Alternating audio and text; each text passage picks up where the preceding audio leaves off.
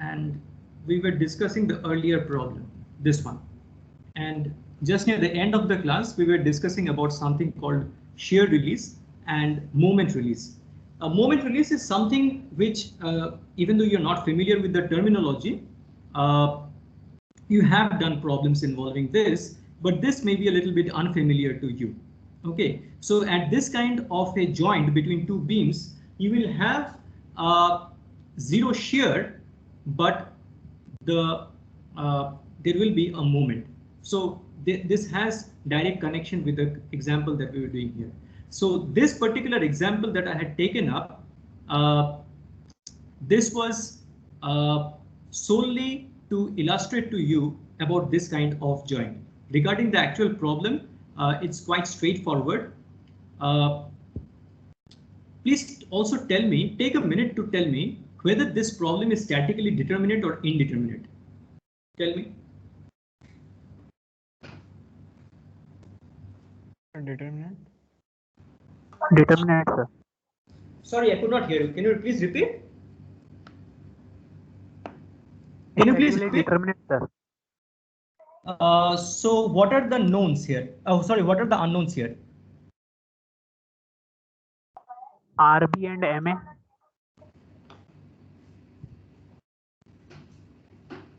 The vertical reaction force at this end, the unknown moment at this end. What else?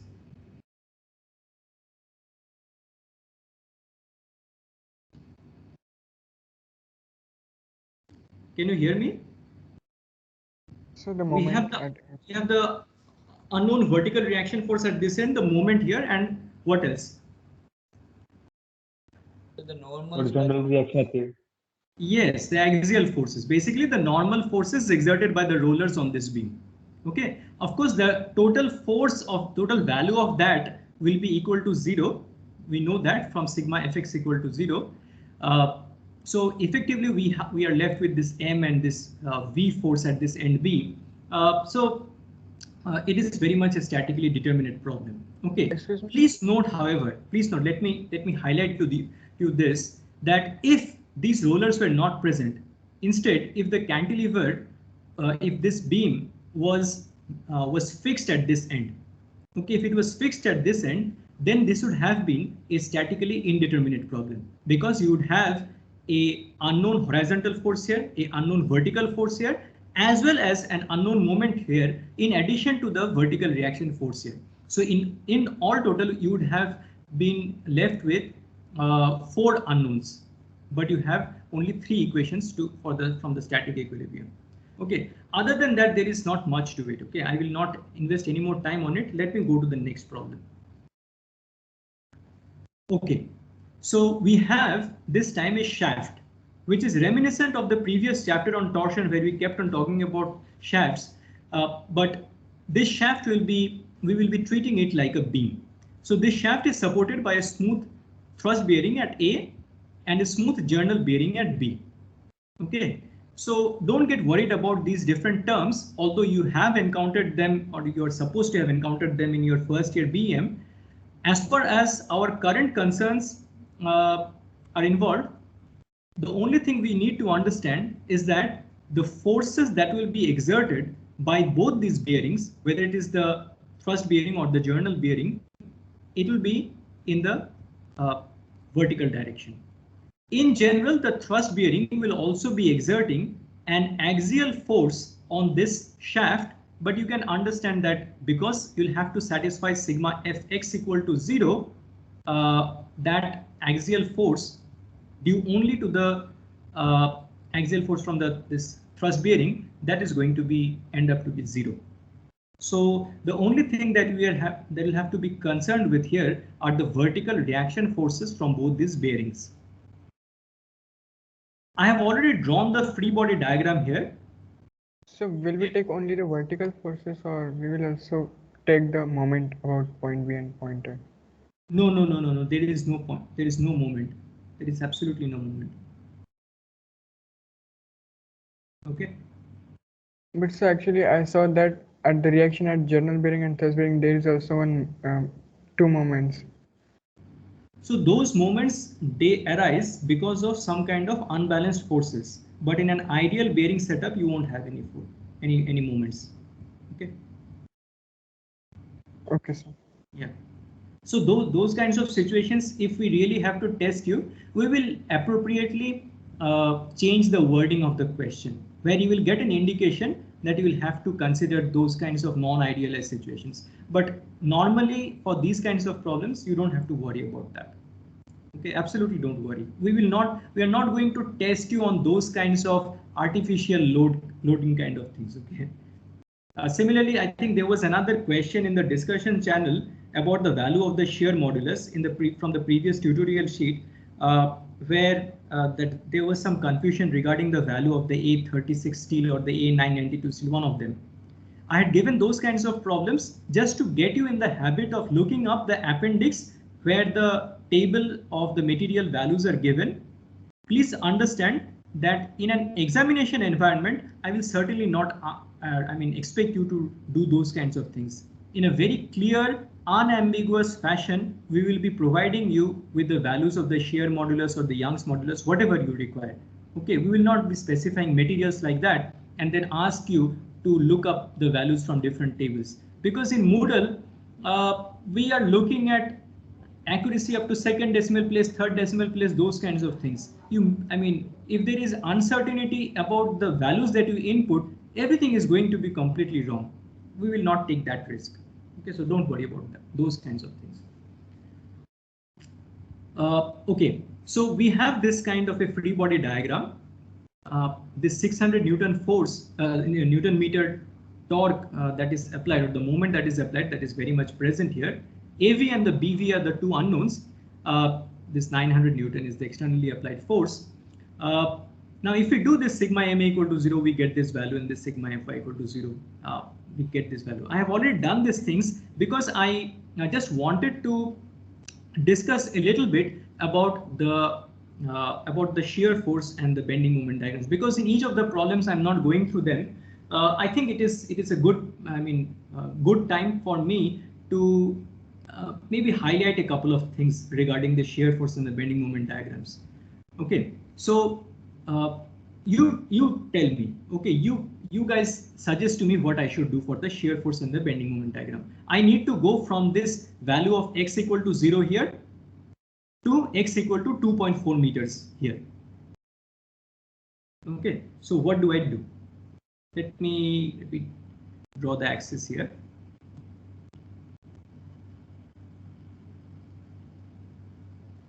So this is our x. It goes from 0 to 2.4. All right, tell me, for the shear force diagram, what do I do? First, I'm going to take cut sections. Okay, so let me take a cut section here. Now you tell me something. If I take the cut section here, or if I take the cut section here, will it make any difference? So No, for shear diagram. force is the shear diagram, it will not change. But for moment, as far as the shear force is concerned, it is absolutely not going to make any difference. So suppose I take the cut section here.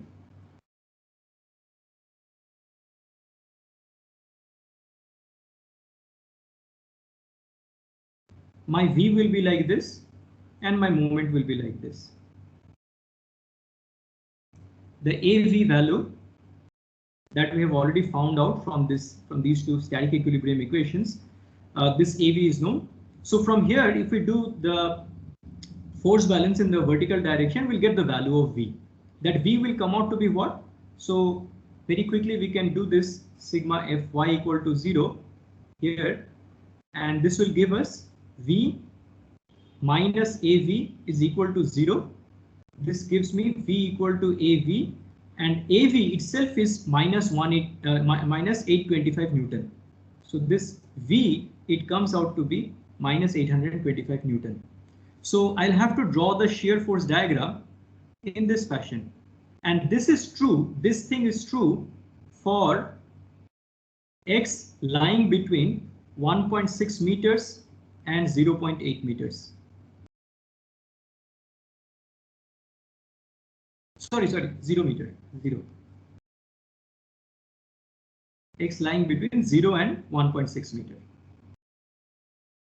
Okay, so maybe up to this. Something like that. After this thing, after 0.8 meters, what happens? You see, you have a concentrated force of BV.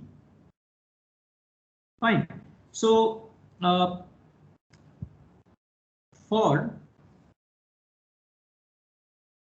X lying between 2.4 meters and 1.6 meters, what is the situation going to be? Let's draw that quickly.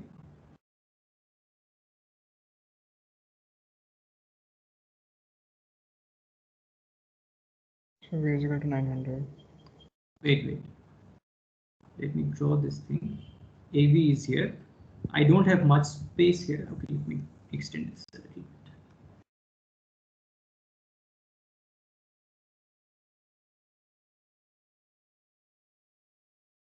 The BV will be somewhere here.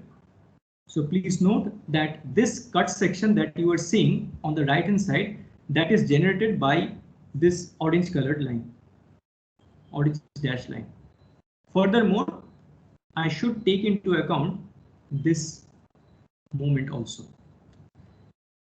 So the V that will be present here, this is V, this is M as usual. What will be that V? We'll be getting it from again another application of sigma Fy equal to 0. So this is V equal to AV plus BV.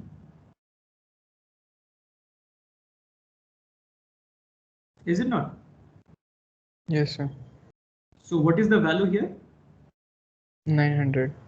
900 Newton. Okay.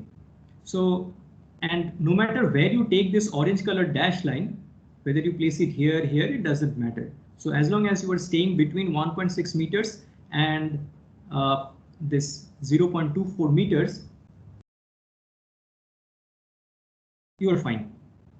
It will be a constant value of 900 Newton. So the diagram will look like this. And because these are like piecewise continuous functions, you represent it through this kind of thing. Now, you see the value here was how much? It was minus 825. Minus 825 Newton. The value here is 900 Newton. What is the jump here? What is the jump in the value of the shear force? The jump in the value of the shear force is 900 Newton minus of minus 825 Newton. So that is 1725 Newton. So the jump in the shear force is equal to the value of the concentrated force BV. You see that jump is equal to 1725 Newton. This BV value at x equal to 1.6 meters is also that same value, 1725 Newton. So whenever you have the presence of a concentrated force, the shear force diagram undergoes a jump equal to that concentrated force value. I repeat, whenever in a beam you have the presence of a concentrated force, when you draw the shear force diagram, that diagram will undergo a jump equal in value to the value of that concentrated force, always. Okay, similarly in the case of the bending moment diagram. Okay, so let us quickly try to draw the bending moment diagram also.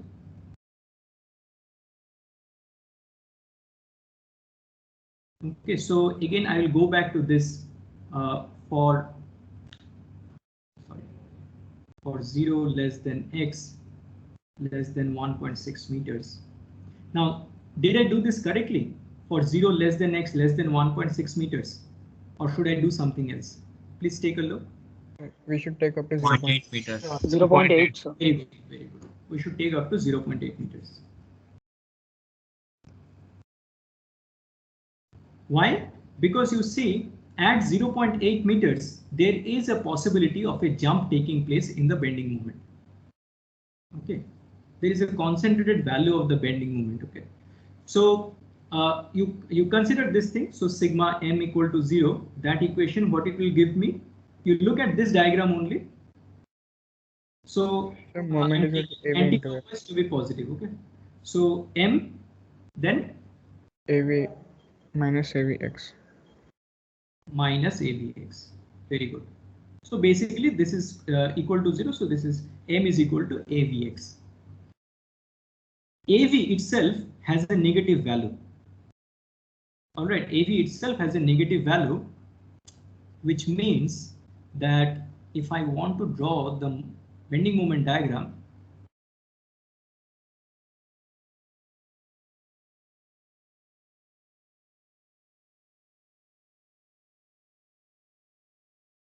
the value of AV is minus 825 Newton. So dm dx is equal to AV. Okay, the slope of the line that you are going to get, see m is equal to avx is a straight line. That straight line is going to have a slope of minus 825 Newton, and we are supposed to go up to 0.8 meters. So it's something like this.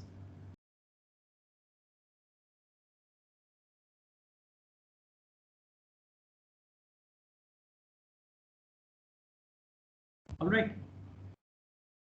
So this is 0.8 meters. Next, for 0.8 meters, for x lying between 0.8, now you see whether I should go up to 1.6 or should I go up to, I can go up to 2.4.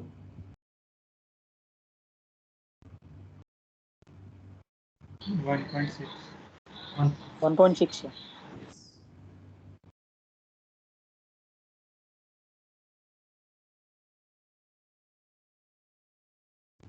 So tell me, by looking at, I need to draw a new diagram now. So 1.6, only up to 1.6. Sorry, We can take X only up to 1.6. yeah, so I want to draw a new cut section.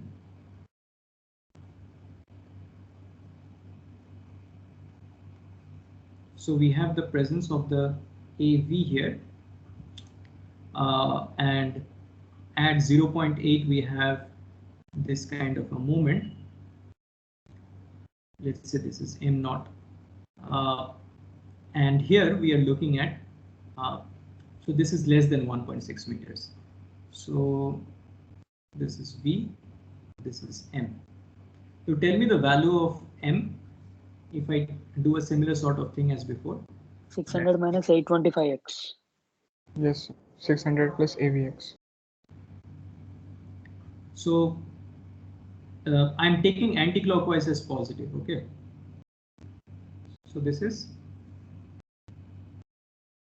Minus avx minus 600 plus m is 0. okay. Minus avx minus 600 and then plus m Plus equal to m. yeah. So m is equal to 600 plus avx. Fine. So you can draw this thing. Now, what is the slope of this? same as the previous line. Same as the previous one. Okay. However, tell me, what is the y-intercept of this? Or let's say, what is the value? You can directly find that out. Okay, it's better to do like that. So at x equal to 0.8, what is the value of m? Minus 60.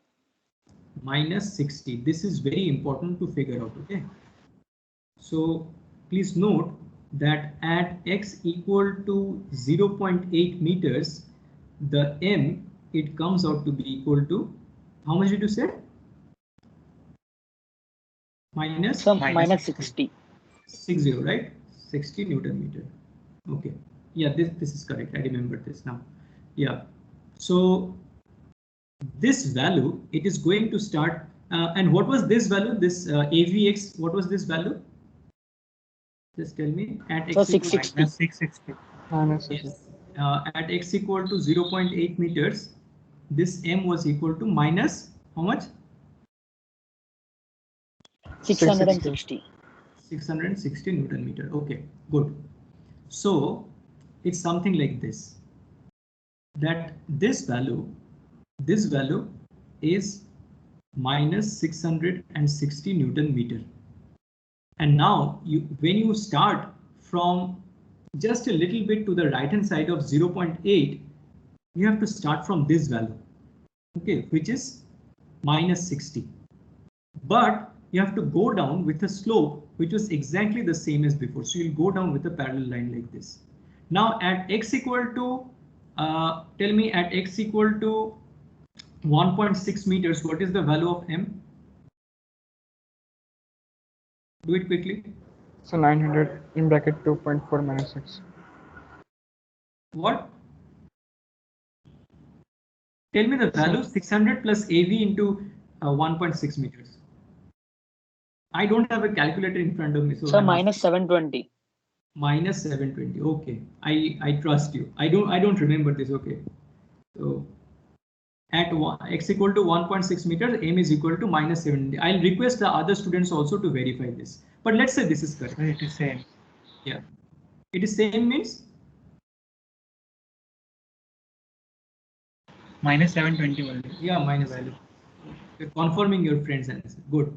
So minus 720 Newton meter. Okay. Now you see there is a slight discrepancy between these two values.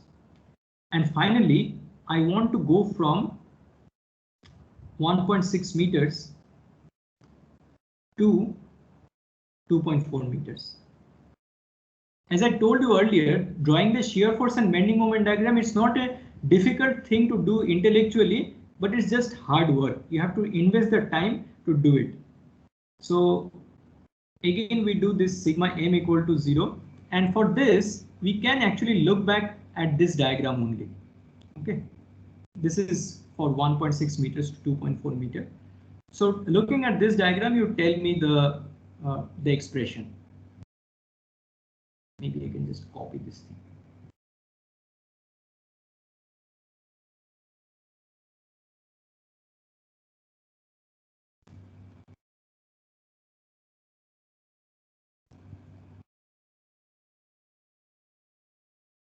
All right.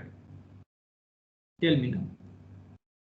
So 600 plus AV plus BV into X. The slope will be AV plus BV. Please say again. So first we write out with this m, then minus AV into X. EVI. EV Minus BV Yes, into X. X minus how much? 1.6. 1.6. Any other contribution? So from 600 minus 600. M 600. Minus 600 Newton meter. Good. Okay, so this is equal to 0. Now you tell me from this, what is the value of m at, so from this expression at x equal to 1.6, how much is the value?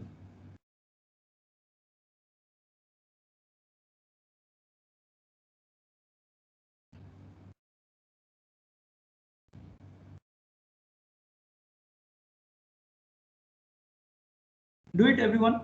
At x equal to 1.6, how much is the value?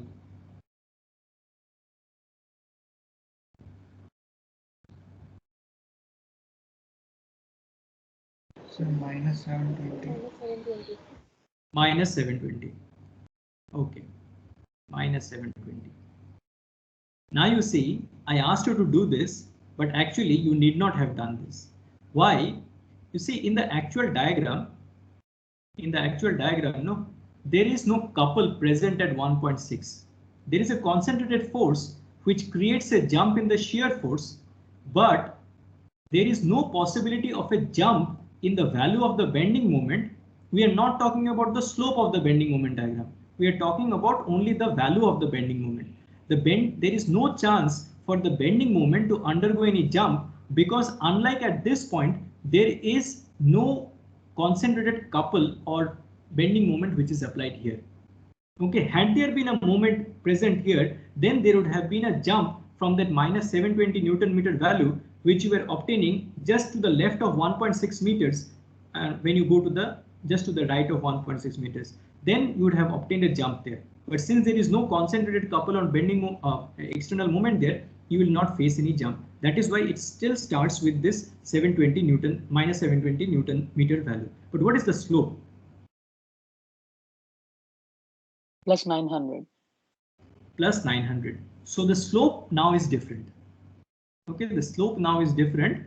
What is the value at 2.4 meter? 660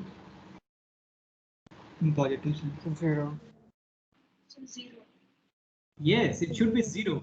You need not even calculate. Actually, the only reason why you should calculate is to ensure that it is actually 0. Okay, because physically from looking at this diagram, you can see that there is no other possibility. It's a, there is no possibility of any bending moment to be residually present here.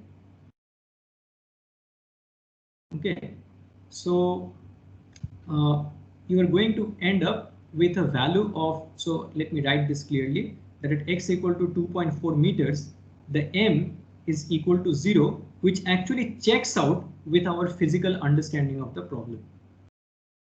That's it. So basically, if you ensure the correct slope, you should end up with something like this, where this is 2.4 meters.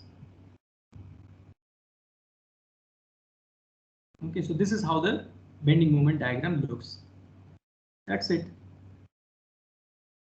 This is the shear force diagram. This is the bending moment diagram. Now, the main reason why I showed this to you was not to test you whether you can do dm dx or anything like that.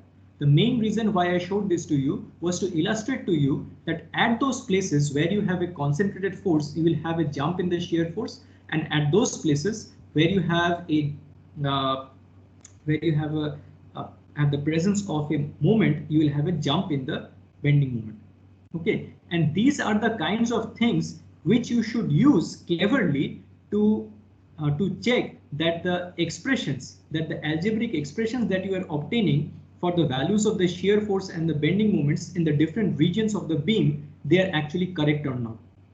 Okay, suppose it so happens that you find out the value of b here something and the v here something to the left of this to the left of this 1.6 and to the right of this 1.6, and you are seeing that at that 1.6 this concentrated force is present. If you are seeing that the difference or the jump value is not coming out to be the value of that BV, either your calculation of BV has gone wrong or these expressions for the shear force, they have gone wrong. Somewhere there is a mistake. It is guaranteed. So if you are a little bit careful, you can self-check. Okay, you can check for yourself whether you are doing things correctly or not. All right. Let us go to the next problem.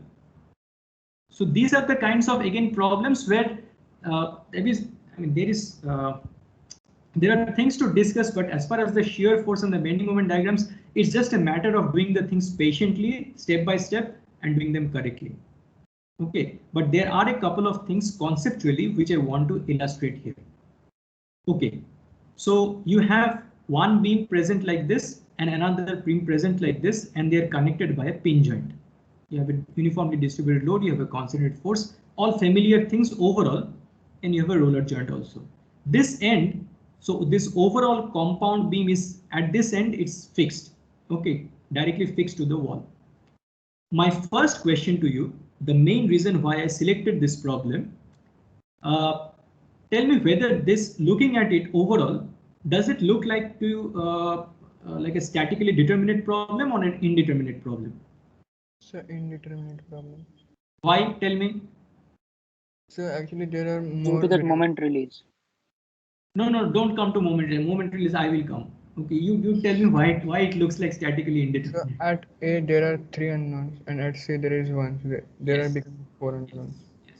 So at the end A, because it is a fixed end, so always remember this, okay? Whenever there is a fixed end, you immediately understand that there is an unknown vertical force. There is an unknown vertical force. There is an unknown horizontal force, as well as there is an unknown moment. So there are three unknowns at the fixed end. In addition to that, there is another unknown at this end, RV, which is exerted by this roller support on the beam. There is no horizontal force here, okay, because it's a roller. So in total, you have three unknowns here plus one, four unknowns. But this is a 2D problem. You'll only have three equations of static equilibrium. So this looks like a statically indeterminate problem overall. Okay, if you look at the overall diagram, it is certainly a statically indeterminate problem, but it is not without any hope. Okay, there is still hope to solve this problem. There is hope because, just as one of your friends pointed out, we have a nice case of moment release at this point. Moment release means just a fancy way of saying that because this is a pin joint, we are guaranteed that the value of the moment at this point is going to be 0. Why is that giving us hope? It is giving us hope because even though the overall problem may look to be, or it is a statically indeterminate problem, but if we break it up into its individual components, meaning that I considered the beam AB separately from the beam BC, then individually they become statically determinate. Okay, or in total you will see that you will be able to solve it. Okay, individually also they will not be statically determinate, but overall you will see that the number of unknowns and the number of equations will match. Let me show you immediately instead of just speaking. So I'm going to break it up.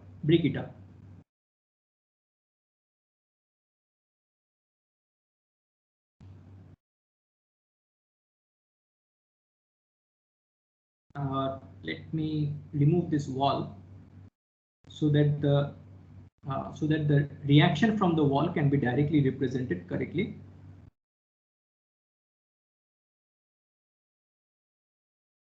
This is, I will not call this V, let me call this something like RV1.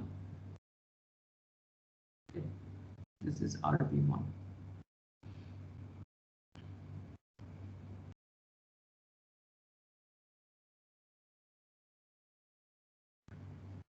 I will have a moment like this. Let's say this is M0. There is also a horizontal force, which is H. What is the force, and I also have this 600 Newton, but that is externally applied. What is the force at this point? So vertical. There will be a vertical force there.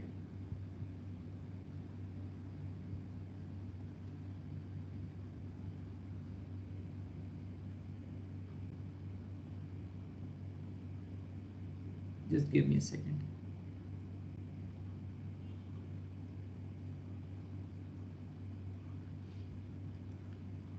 Okay. At this point B and this point B, you tell me what are the forces.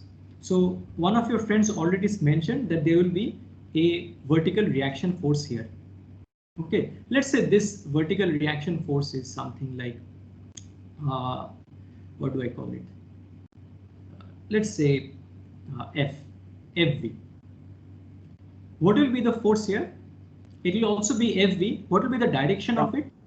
Opposite to the. Yeah, it will be down. Maybe downwards. Yes, it will be downward. Okay. Anything else? There will be also horizontal force. There will also be one horizontal force. Okay, take it. So let's call this H1, maybe just H. Something. So H. Yeah. Say FH will be 0, no? I mean, let's draw this in general. No? Let's draw this in general. Let's see what happens. Anything else?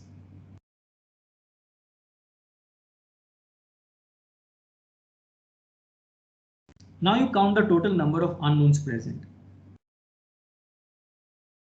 1, 2, 3, 4. 4 is FV. Okay, fourth one is FV. Fifth one is FH. Sixth one is RV2. Okay, consider this body. You will have three equations of static equilibrium from this. You will have three equations of static equilibrium from this. So overall, 3 plus 3 equations is equal to 6 equations. Total number of unknowns were 6. So now you see how elegantly it is matching. Okay, whatever may be individually 0 or not, that we don't bother at this point. Theoretically, we just want to investigate whether we can solve these things, whether there is a parity between the number of equations and the number of unknowns, and it is there.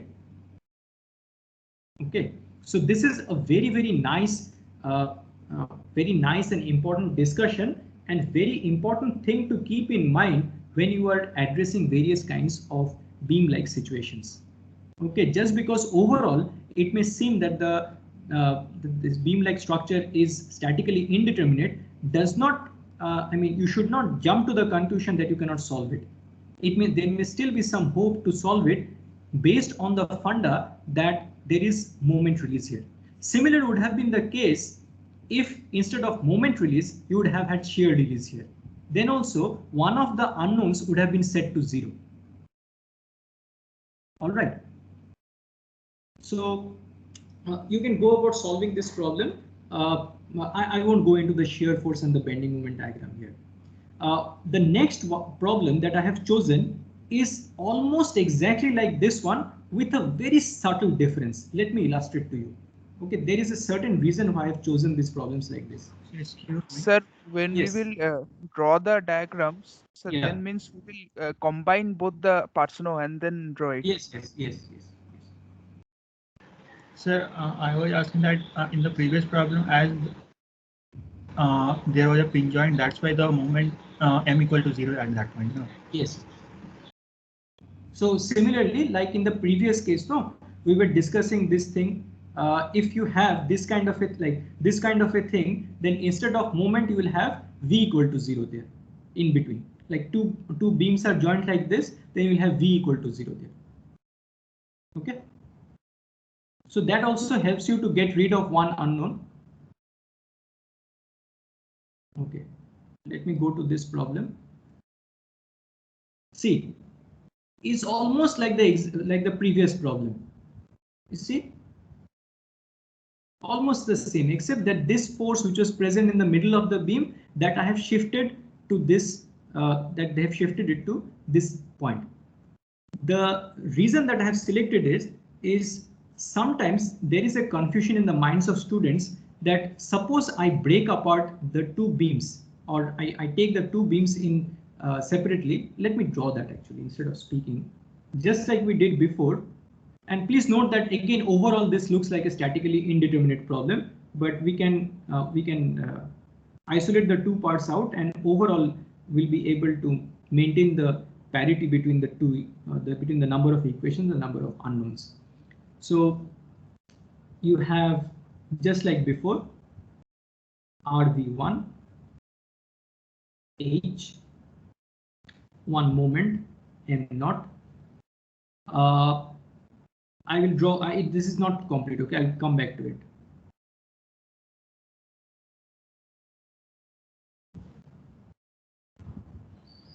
There will be one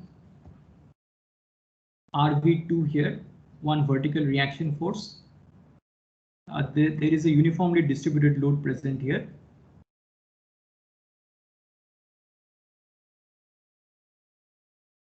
Okay, now tell me about the vertical force. This 2 kilonewton force I have not yet represented. Where I should show it? So we can take the free body diagram of the pin at B. Sorry? We can even take the free body diagram of pin at B. You can do those things, but let's do it in a standard procedure, okay? So we can distribute the force and draw the equivalent force moment diagram at the point at A and C. No. So I will not pull off any stunts like that, okay? I will do it in a very simple fashion. You just observe this 2 kilonewton force, it is being applied on this left beam, AB. Okay, if you just look at it carefully, you'll see that it is being applied in the left beam. So, okay, so I will just draw it here. Very innocently, I will draw it like this. That does not help me in getting over my possible confusion regarding the internal force at this pin. So again, just like before, I had taken what I had done. You go back and see. I had taken a FV. Yes. I will do a FV. Okay. Let me do one FV. So correspondingly, I should do one FV here also. Let me do one FV. Okay, I am not thinking about any consequences. I'm just blindly doing, very theoretically, formally I'm doing, okay? Like this. Okay, so why am I making all this fuss? Okay, what is the possibility of a difference between the previous case and this case? So here we can shift the 2 kilonewton onto the right side piece also. Then we'll get the variation in FV and FH. Actually, no, there is a different kind of subtlety present here. Okay, so I will urge all of you to try to draw the shear force diagram for these two things, but I will give you a hint. Okay, you see, we have drawn it separately, okay, and one of your friends was just asking that for the shear force and the bending moment diagram, should we draw it separately or should I draw it together for the entire thing? My answer was that you should draw it together for the entire thing, okay, without breaking it apart. So suppose you do that. Okay, suppose you go from this 0 to this 6 meters, 2 meters plus 2 meters plus 2 meters. So you cover the entire AC for the shear force diagram. Here. So this is 0, this is 6 meters. And the possibility of the confusion was at this point. So let me mark that out also. This is 4 meters. You tell me. Okay, right now I have not done any calculation, nothing. Conceptually, you tell me that is there going to be any jump in the shear force at x equal to 4 meters? Okay, don't tell me. You just think about it. Okay, think about it. Okay, if you want to be honest to yourself, think about it and write down your answer. Okay, fold the page and keep it at one side of your table. Later on, you come to this problem and without even solving the problem, you think about the situation. If you again draw the shear force diagram, and this time the possibility of the confusion is at 3 meters. Okay, so you think whether there is any possibility of a jump in the shear force diagram at 3 meters. What do you think?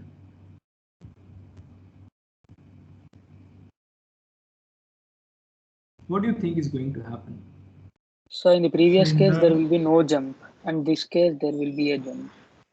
In this case, it is guaranteed there will be a jump. Okay, why is it guaranteed? Because at the point B, you actually have an externally applied concentrated force 2 kilonewton. Okay, there is an actual externally applied 2 kilonewton force at the point B. Because when we are drawing the shear force diagram of this compound beam ABC, we do not bother what is happening in between. Okay, this confusion is particularly important if you come back to this, because it may seem to you that at the point B you have a concentrated force like FV, but you have to understand that from the point of view of the entire beam ABC, that FV is an internal force, which means, I mean, it is equivalent to saying that suppose you take a cut section here and you separate out the two parts, then what will it look like? It will look like this thing. It will look like this thing where you will have a shear force here, and if you consider the other part, you will have a shear force like this. Does it mean, so this is a shear force and this is a shear force. Does it mean that you are going to have a jump in the shear force diagram here? Certainly not. Okay, these are internal things. Only and only when you have a concentrated force acting at a certain point that there is a that there is guaranteed to be a jump in the shear force diagram. Okay, like that confusion would have been even more acute had this 400 Newton meter force not been up to this point. It has been up to this point. Okay, then I mean, but anyway, you draw the shear force diagram, you see for yourself. Okay, similarly here, it is for exactly these two reasons that I have selected this question number 8 and 9. Okay, it is not just to give you some kind of like to keep you busy with algebra and all these diagrams, figuring out the slopes and everything. Is not like that. Okay, I have just 1 minute left. I mean, this is probably the easiest problem in the whole thing, except that you will have to appreciate one particular aspect of it. And that particular aspect is that whatever we have done up till now has been for straight beams, and this here is a curved beam. And the internal reactions by after taking a cut section at this thing. So basically what they're doing is taking a cut section at this point. Okay, like this, and that's what they're considering. You have been given the direction of the movement and the shear force and the axial force and all those things. You can do a simple force balance and the moment balance. You'll be able to find out these expressions of V and M as functions of theta. It's not rocket science. Okay, I mean, it takes like 3-4 lines to do the problem. But all these things that you are doing, it is under a severe restriction, and that restriction is that this line, the depth. Okay, the depth of the beam is much smaller than the arc radius. This arc radius is this A, and the depth of the beam is this much. As long as this depth, this thickness is much less than this A, that the procedure that we are going to use to find for M, V, and P and all these things, it will work. If this thickness is comparable to this arc radius, this won't work. Then you will have a separate theory for thick curved beams, which is certainly not part of your syllabus. Okay, I just wanted to highlight that part, and I have already exceeded my time. Please go to your next class. I wanted to discuss a couple of other things, especially the relation between the shear force, the bending moment, and the loading. Maybe I'll make a short video and share it with you. Okay, it's a very easy thing. It takes like 5-10 minutes. But anyway, please go to your next class. I'll see what I can do about it. Excuse me, sir. Yes. So I did Possible, please provide how the the answer picture of will this. be different if the depth will be increased. Sorry. If the depth is increased, then Right. why we can't do by the same method? Because then this thing, it actually bends in a different sort of fashion. Okay, so I think in your Beer-Johnson one diagram is there in a later topic. Okay, that is certainly not part of your syllabus. You can take a look. You will get an intuitive feel of why that is different. Okay, that bends in a slightly different fashion. Okay, so you have to, there's a separate theory of curved beams called the Winkler-Bach theory. So that is used to cover it. Okay, previously we used to cover it for the 3rd year course, but now it is not possible. All right, guys, thank you. Thank you, sir. Thank you, sir. Sir, I was telling that if possible, you can provide the solution of this problem. Yeah, the shear force and the bending moment diagrams, right, for these problems. So Yes, as I said, answer last. yeah, yesterday another student was asking me, I've asked for a little bit of time. Okay, so it takes some time to create these diagrams. So as soon as I make these things, I'll share with you. Okay. Okay, sir. Thank you, sir. Thank you, sir. Thank you. Please go.